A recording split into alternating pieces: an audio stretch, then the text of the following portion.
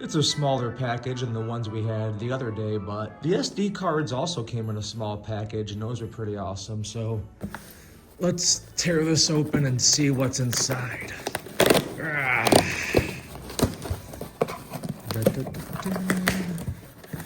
Ooh, more brown paper.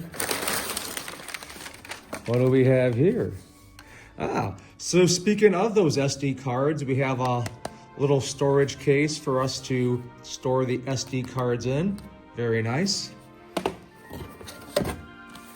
And we have 2 batteries for our Canon camera, some backup batteries. So this comes with 2 batteries, and it's also a dual bay charger. So not only does this come with the 2 extra batteries, this is also a charger, so we can have an option to charge our batteries rather than have it plugged into the camera.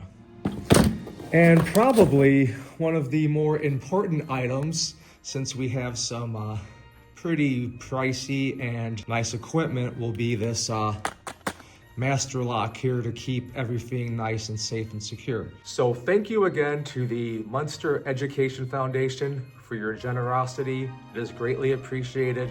Have a great, safe holiday season.